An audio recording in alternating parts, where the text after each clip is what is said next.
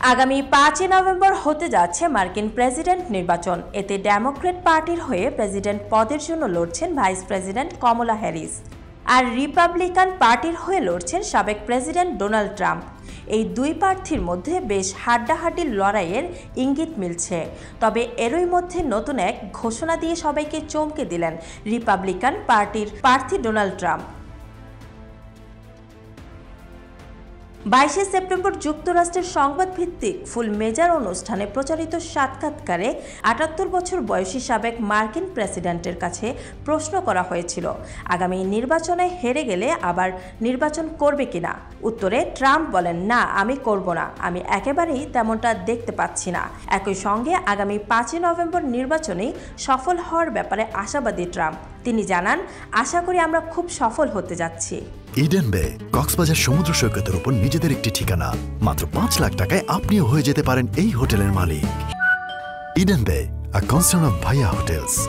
এবার জয়ী হলে 2 দফায় প্রেসিডেন্টের দায়িত্ব পালন করবেন ট্রাম্প। ফলে মার্কিন নীতি অনুযায়ী পরবর্তী আর নির্বাচনে অংশ নিতে পারবেন না। অর্থাৎ নির্বাচনে জয়ী হলে এটিই হবে ট্রাম্পের শেষ নির্বাচন। অন্যদিকে পরাজিত হলেও ভবিষ্যতে নির্বাচন করবেন না বলে ঘোষণা দিয়েছেন তিনি। যদি নিজের দেওয়া কথা রাখেন তাহলে এটি হচ্ছে ট্রাম্পের জীবনের শেষ নির্বাচন। 5 নভেম্বর নির্বাচনে ডেমোক্রেটিক পার্টির হয়ে লড়ার কথা ছিল বর্তমান মার্কিন প্রেসিডেন্ট জো বাইডেনের। তবে গত জুন মাসে ট্রাম্পের সঙ্গে নির্বাচনী বিতর্কে অংশ নিয়ে ধরাশয়ী হন তিনি। পরের মাসে দলীয় চাপের মুখে প্রার্থিতা প্রত্যাহার করেন বাইডেন। একই সঙ্গে কমলা হ্যারিসকে সমর্থন জানান তিনি। এরপর ডেমোক্রেটিক পার্টির প্রতি মার্কিন ভোটারদের সমর্থন বাড়তে দেখা যায়। 2020 সালের নির্বাচনে জো বাইডেনের কাছে হেরে যান তৎকালীন মার্কিন প্রেসিডেন্ট ডোনাল্ড ট্রাম্প। কিন্তু সেই পরাজয় মেনে নিতে অস্বীকৃতি জানান তিনি।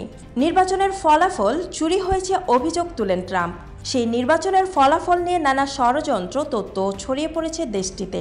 ট্রাম্পের এমন অভিযোগে উদ্বুদ্ধ হয়ে নির্বাচনের ফলাফলের সত্যায়ন বন্ধের দাবিতে 2021 সালের 6 জানুয়ারি মার্কিন কংগ্রেস ভবনে হামলা চালান তার সমর্থকরা। এবারও আসন্ন নির্বাচনের ফলাফলকে নিঃশর্তভাবে স্বীকৃতি দেওয়ার বিষয়ে অঙ্গীকার করতে অস্বীকৃতি জানিয়েছেন ট্রাম্প।